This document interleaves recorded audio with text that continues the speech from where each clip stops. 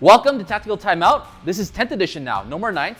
I'm Justin, this is Anthony, and we have a laundry list of awesome things that you can do to make your games in 10th edition better.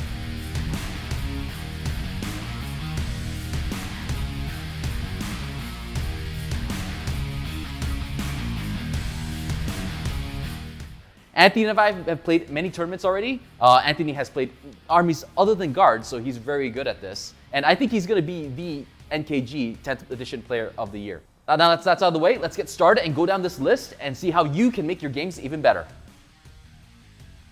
A lot of things have changed since 9th edition, so before we get to specific armies, let's give you some tips on how to improve your general play.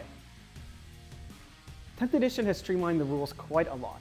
Things like Aspect Scan and other abilities like it have just been consolidated into Overwatch. Now in the opponent's movement phase or your charge phase, you can spend 1 CP to Overwatch 24 inches. It's when they set up, start a move, end a move, or fall back. So there are a lot of chances to use this ability. Hitting on 6s might not seem too great with Overwatch, as we've seen before, but there are some units that can hit on better, such as heavy weapon teams hitting on 5+, or take torrent weapons.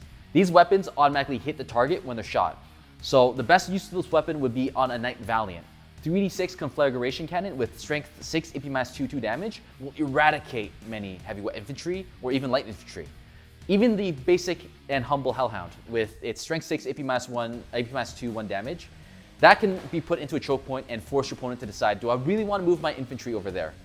You want to take these large models, and these are sometimes tanky to boot, such as the Knight Valiant, plant it in an important area such as the middle of the map or in corridors where they have multiple lines of sight, forcing your opponent to have to decide, do I want to throw my unit out right now only to lose a large number of units, or do I want to have to maybe camp back and sacrifice something else?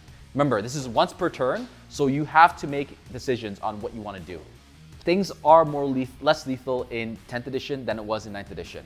So the more opportunities you get to shoot and the more opportunities you get to try to do damage, it's better for you. 1 CP might seem like a very expensive price to pay, but being able to peel off a couple wounds, forcing an enemy to go into a lower bracket, or taking down a very powerful unit by 1 or 2 models means that 8 less attacks or less damage coming your way. It's 24 inches, take full advantage of it.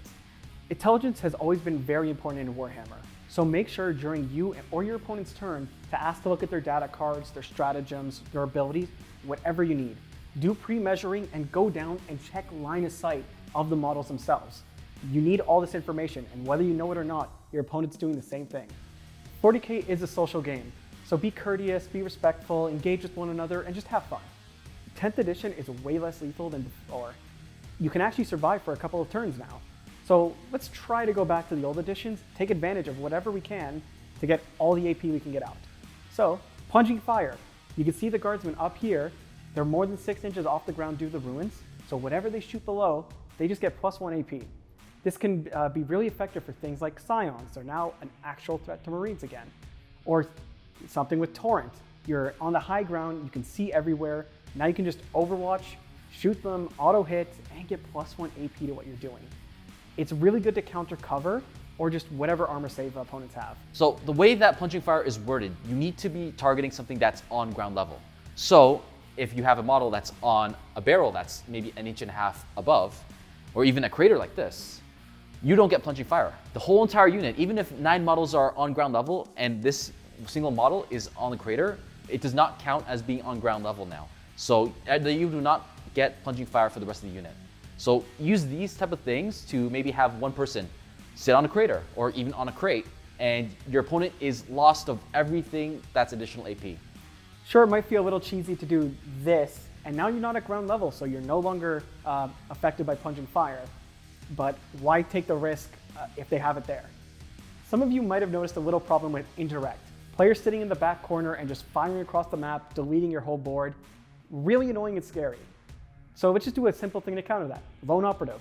If you're Imperial, you can take a lot of Lone Operatives through Assassins just to help you out. Your own index probably has at least 2 Lone Operatives for you to abuse to actually hold objectives without getting blasted to hell.